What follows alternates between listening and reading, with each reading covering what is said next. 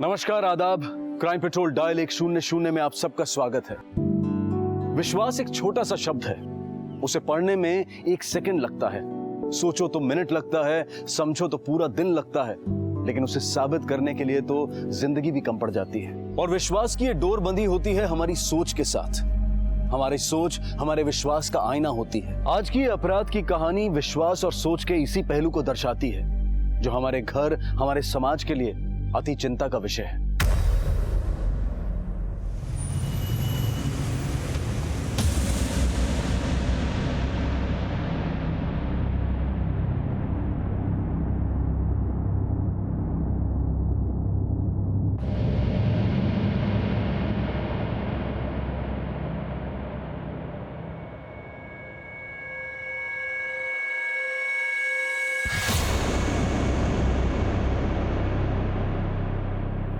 दादा,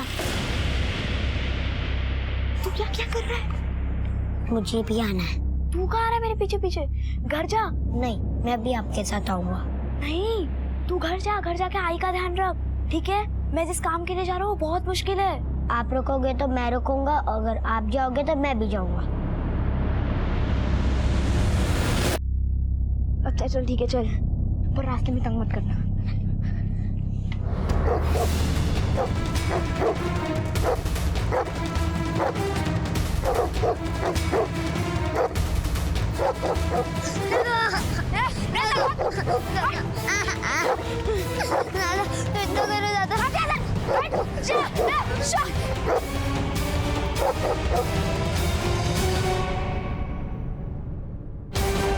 दो कम उम्र के बच्चे अपने घर से दूर किसी खास मकसद से निकल पड़े हैं।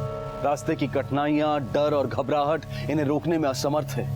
कौन है ये बच्चे, कहां जा रहे हैं, इनका मकसद क्या है और अपने साथ ये क्या ले जा रहे हैं? देखने में अच्छे घर के ये बच्चे क्यों ये खतरा मोल ले रहे हैं? किस विश्वास और किस सोच की डोर थामे ये इस खतरनाक सफर पर निकल पड़े हैं?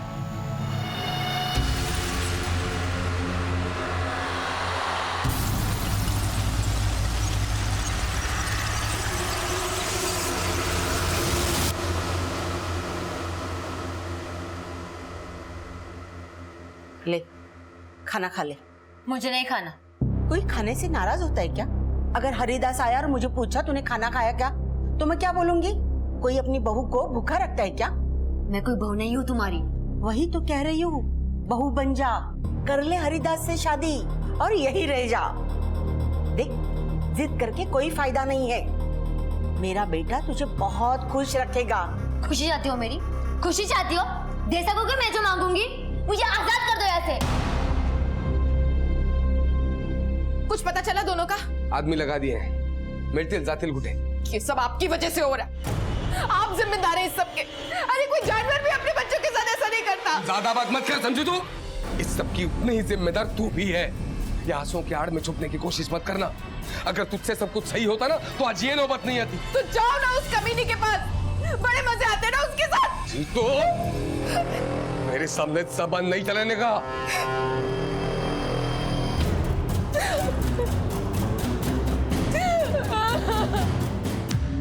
दादा, मैं बहुत थक गया हूँ, क्या हम थोड़ी देर बैठ सकते हैं?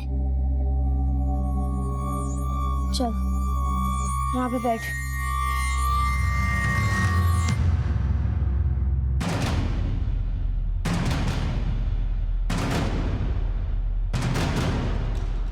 अरे अरे अरे मेरा खाना चुरा के भाग। अरे तो मेरा टिफिन लेके भाग। चल, तेरे को पुलिस। क्या सॉरी? सॉरी। एक तो चोरी करता है, दूसरा सॉरी बोलता है। छोड़ दो ना। क्या छोड़ दो? नहीं छोड़ेगा इसको। इसको तो पुलिस के हवाले करूंगा। छोड़ दो ना। चल चल चल। ए हॉस्पिटल, रुक।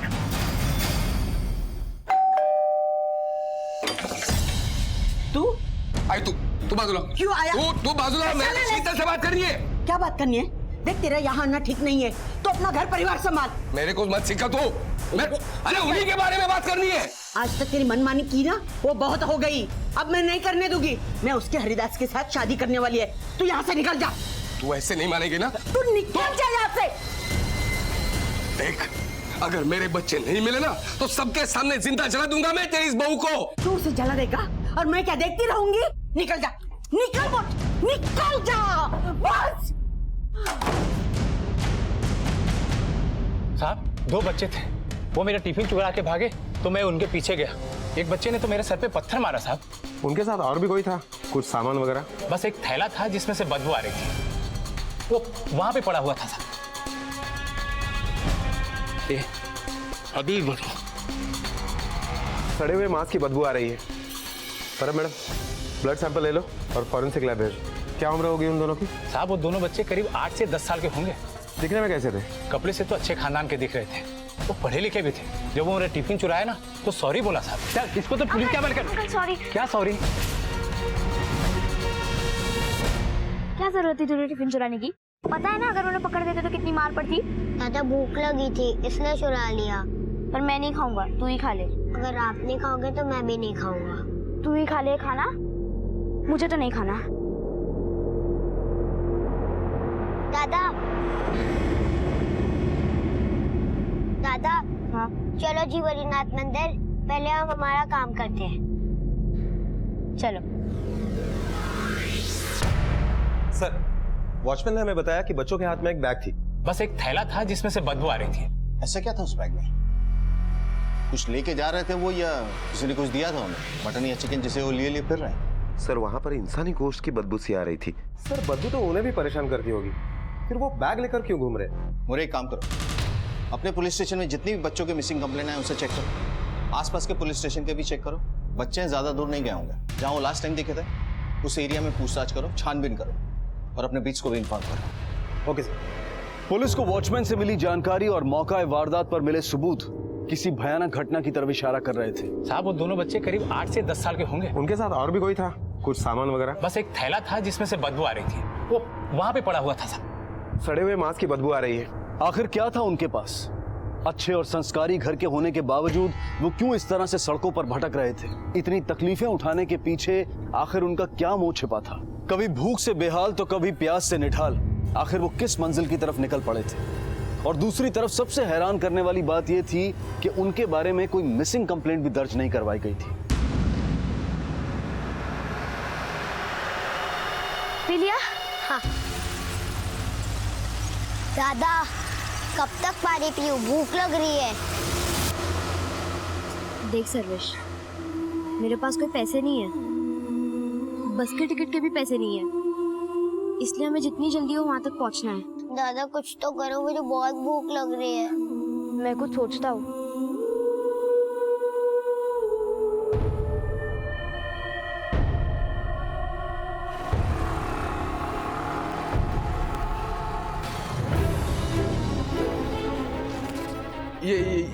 ये 2 बच्चों को कहीं देखा है क्या?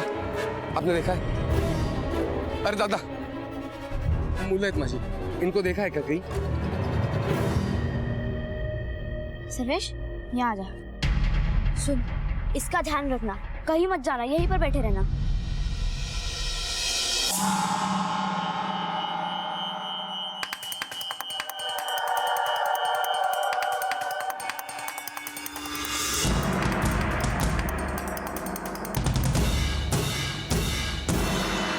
देख मुझे पता है तूने बच्चों को कहां और क्यों भेजा है। मैं किसी को नहीं बताऊंगी, बस मेरी बात मान ले, मेरी बहू बन जा। माजी सोन हो।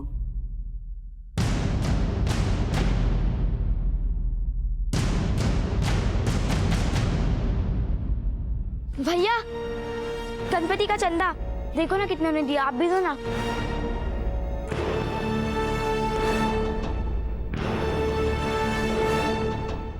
सर फॉरेंसिक रिपोर्ट आ गई है। हमारा शक बिल्कुल सही निकला। जो खून के सैंपल मिले हैं वो इंसानी खून के ही है। इसका मतलब है किसी मरे हुए इंसान की बदबू। मुझे ऐसा क्या हो सकता है इस बैग में? किसी इंसानी जिस्म का टुकड़ा या? सर समझ में नहीं आ रहा है कि ये बच्चे ऐसा कर क्यों रहे हैं। एक बात तो साफ है कि ये मामला जैसा दिख रहा है वैसा है नहीं। हो सकता है किसी के खून से जुड़ा हो। एक काम करो, अपने सारे नेटवर्क को एक्टिवेट कर दो। ऑटो स्टैंड, रेलवे स्टेशन, सब जगह चौकसी बढ़ाओ। ये बच्चे हमें किसी भी हाल में मिलने चाहिए। Okay sir.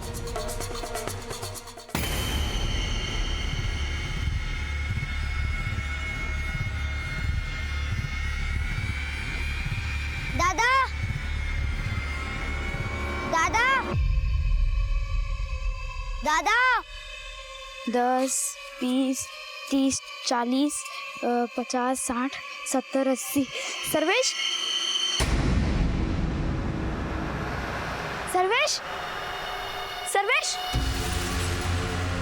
कहाँ गया सर्वेश? दादा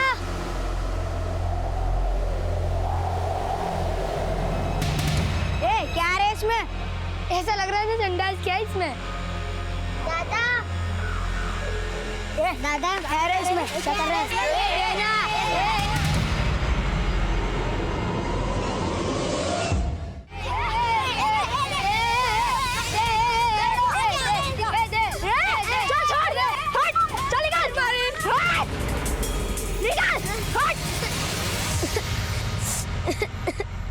कहाँ चला गया था तू? मैंने कहा था ना वहां से मत हिलना। आपने कितनी देर लगा दी थी, इसलिए मैं आपको ढूंढने निकल गया था। मैं बहुत डर गया था। चल ठीक है, पर आइंदा से ऐसा मत करना, ठीक है ना? चल। ये आई पानी क्यों ने?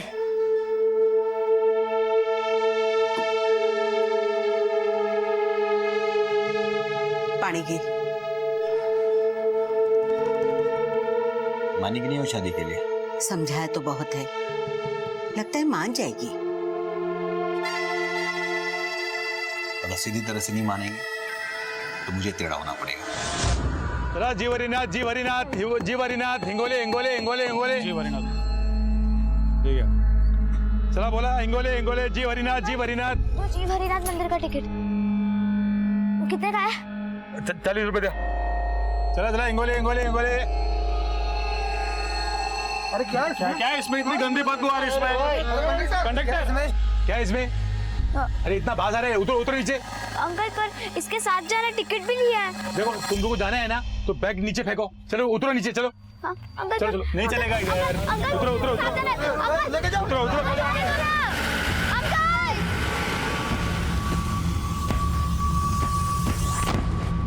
दादा अब क्या करेंगे?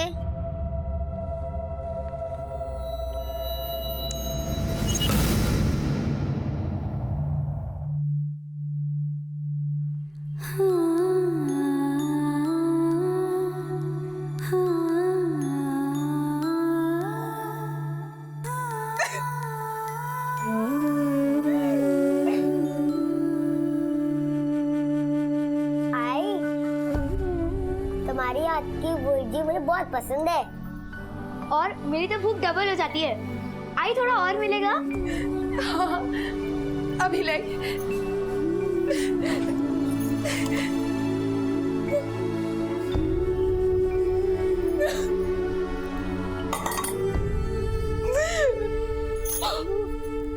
पुलिस को मिले खून के सैंपल से ये बात साफ हो गई थी कि बच्चों के पास उस थैली में इंसानी खून है और वो बदबू इंसानी मांस की है। पुलिस चौकन्नी हो गई और बच्चों पर भी खतरा बढ़ने लगा था। पंडारी नाथ और उसका भाई हरिदास खुद बच्चों को ढूंढ रहे थे, लेकिन वो पुलिस की मदद क्यों नहीं लेना चाहते थे? अपने बच्चों को अच्छे संस्कार देने वाली, उनको याद करके उन्हें रोने वाली उनकी माँ यशोदा खामोश क्यों थी? इस सब की उतनी ही जिम्मेदार तू भी है।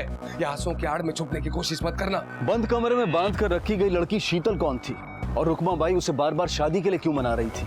पुलिस बच्चों की तलाश में उलझी हुई थी और बच्चे अपने सफर की मुश्किलों में। दादा चलो ना घर चलते हैं, मुझे आई की बहुत याद आ रही है। देख, हम जो काम करने आए हैं वो काम हम करके ही जाएंगे। कल सुबह हम चलकर मंदिर जाएंगे। पर वो तो बहुत दूर है, हम वहाँ पे कैसे जाएंगे? और ये बदबू बहुत आ रही है।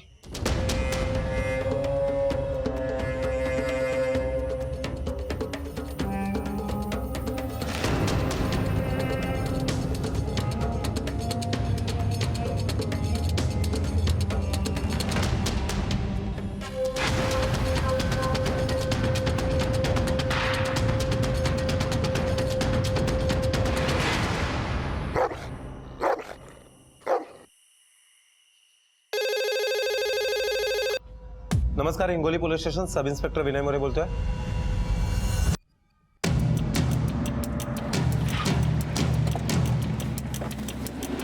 साहब मैंने फोन किया था आपको। क्या हुआ था यहाँ? साहब हम लोग सो रहे थे कि कुत्तों की भौंकने की जोरदार आवाज आने लगी साहब, और सब उस थैली पर कुत्ते टूट पड़े थे साहब। और हमने ये थैली 2 बच्चों के हाथ में देखी थी साहब। हुलिया कैसा था उनका? साहब देखने में तो अच्छे ही घर के लग रहे थे। पहला करीब 10 साल का होगा साहब और दूसरा यही कोई 8 साल के लगभग साहब। अरे हुलिया से तो बच्चे वही लग रहे हैं। कहाँ गए वो बच्चे? सब उस दिशा में गए थे साहब। सर बच्चों की रूट को देखा जाए तो ये बच्चे कहीं तो जा रहे हैं, लेकिन कहाँ? ये रास्ता हाईवे की तरफ जाता है। सर ये देखिए, इसमें कुछ लिखा है। नरसी ग्राम पंचायत हिंगोली। हो ना हो बच्चे इसी गांव के होंगे। एक काम करो, इनसे रेफरेंस लेके बच्चों के स्केच बनवाओ और खुद एक टीम लेके इस गांव में जाओ। वहां लोगों से पूछताछ करो, देखो क्या हाथ लगता है। बैग को फॉरेंसिक के लिए भेजो। ले खाना खा ले, खाना खा ले।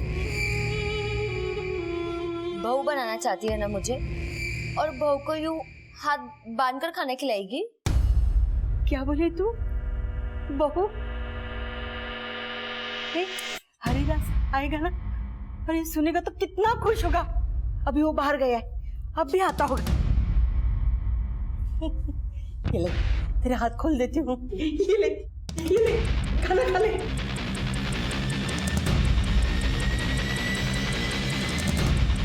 आई पानी आना। अरे देवा विसर ले अत्ता अंटे।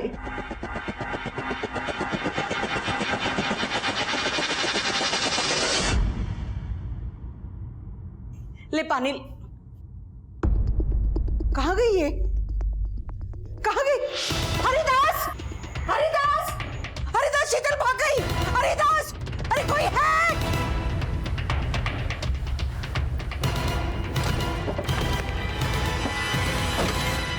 शिंदे सर, तुम्हारे पास जो स्केचेस हैं पूरे गांव में पूछताछ करो कि ये बच्चे रहते कहाँ पे। सर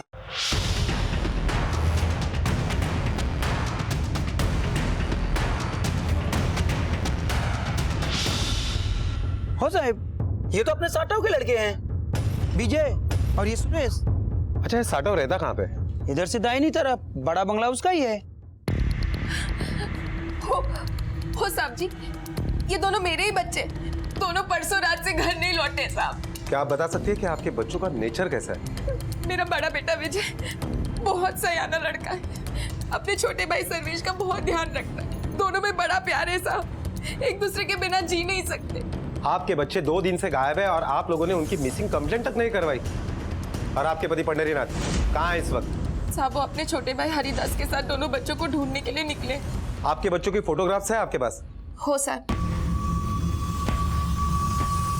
दादा हम जीवरीनाथ मंदिर कब पहुँचेंगे?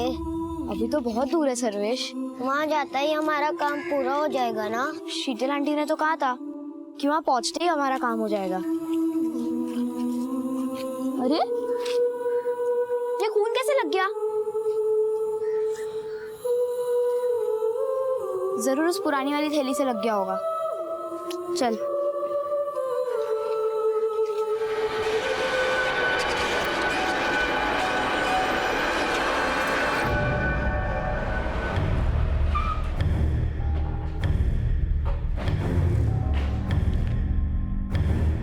सर बच्चों का एड्रेस कंफर्म हो गया है। बच्चे पास ही के नरसी गांव के। ये रहे उनके फोटोग्राफ। सर बच्चों के बाप का नाम पंडरीनाथ है और पंडरीनाथ का एक छोटा भाई है हरिदास। पंडरीनाथ की वाइफ यशोदा से हमारी बातचीत हुई और उसके मुताबिक पंडरीनाथ और हरिदास बच्चों को ढूंढने के लिए बाहर गए। सर ताज्जुब की बात यह है कि बच्चे खो गए हैं। इसके बारे में गांव में किसी को भी कुछ भी पता नहीं है। ये बच्चे भाग क्यों रहे हैं और कहाँ जाना चाहते हैं ये तो तभी पता चलेगा जब ये हमारे हाथ में आए। Excuse hello. Okay okay sir, Pandharinath घर पर वापस आ गया है। बुलाओ से। Yes sir.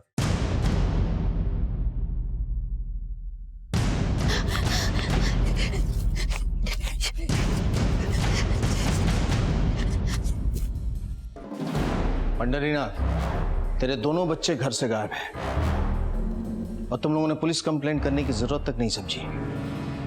जान सकता हूं क्यों? जी वो क्या है कि एकदम खरा बोला है सर, पटकन। जी सर, हमें लगा कि यहीं कहीं होंगे, आसपास वापस आ जाएंगे, लेकिन साहब जब वो नहीं लौटे तो हमने सोचा कि आपके पास आने से पहले थोड़ी हम कोशिश कर लें। जो इन्फॉर्मेशन अब तक हमें मिली है और जो तफ्तीश से पता चला है वो ये कि तुम्हारे बच्चों के पास एक बैग है जिसमें इंसानी खून के निशान मिले हैं। उससे जबरदस्त बदबू आ रही है। जान सकता हूं क्या है उसमें? मुझे नहीं पता क्या था उसमें। बोला सच सच बोल। चाहे शपथ संतोष साहब, मुझे वाकई नहीं पता उसमें क्या था। तेरा एक भाई है ना हरिदास, कहाँ है वो? सुना है तेरे साथ बच्चों को ढूंढने के लिए वो भी बाहर निकला था। जी वो भी ढूंढने निकला है बाहर, दूसरी तरफ गया होगा वो। फोन लगा उसको। हाँ फोन लगा उसको। जी।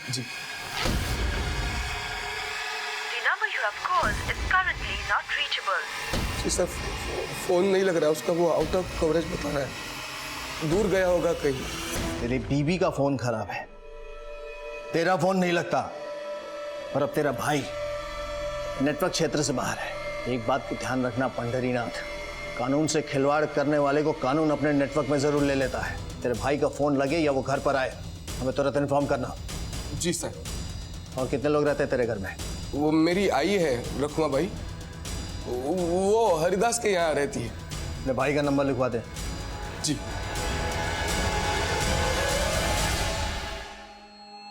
भैया मेरे से और नहीं चला जा रहा। हाँ देख, चल थोड़ा सा और, बस।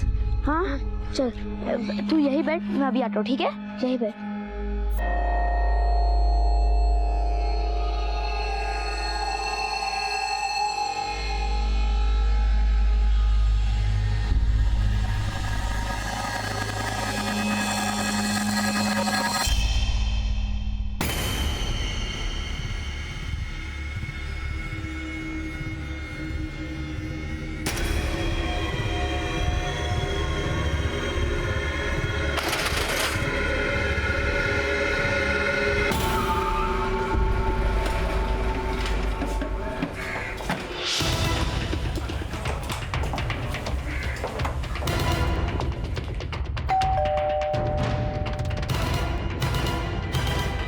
हरिदास कहाँ है?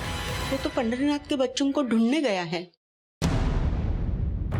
उन बच्चों के पास एक बैग है जो हमें मिला है और उसमें से बदबू आ रही है। आप बता सकती हैं उस बैग में क्या है? बच्चे कहाँ गए? मुझे पता नहीं सब उस बैग में क्या है। अब बच्चों को ढूंढ निकालिए ना, पता नहीं किस हालत में होंगे।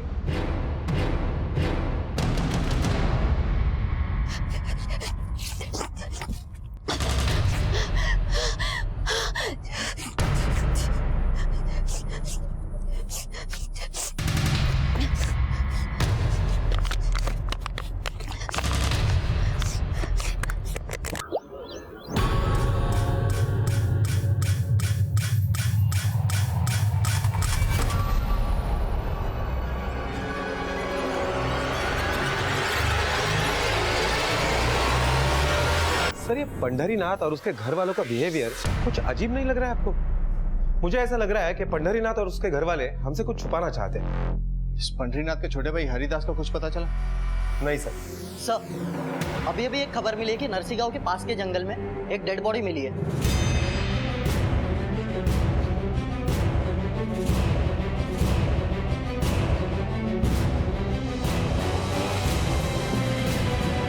बाजूला आसपास का एरिया चेक करो, देखो कुछ मिलता है क्या?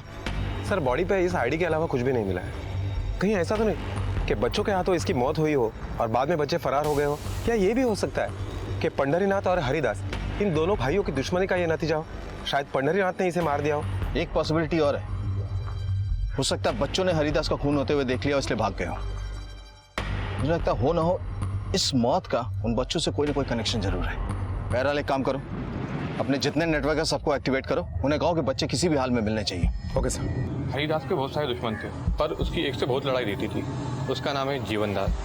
पहले बच्चों का किसी खास मकसद से अपने घर से निकल जाना, फिर उनके पास किसी इंसानी खून और मांस की बदबू का मिलना इस केस को संगीन बनाए हुए था। शीतल रुकमाबाई की कैद से फरार हो गई थी, तो क्या इस कत्ल के पीछे शीतल का हाथ था? क्या शीतल बच्चों के बारे में कुछ जानती थी? इतनी तकलीफों के बावजूद बच्चे जीव हरिनाथ क्यों जाना चाहते थे, वो भी एक इंसानी मांस का टुकड़ा लेकर? सवाल कई थे, लेकिन पुलिस बड़ी सावधानी से इस केस के हर पहलू की जांच कर रही थी।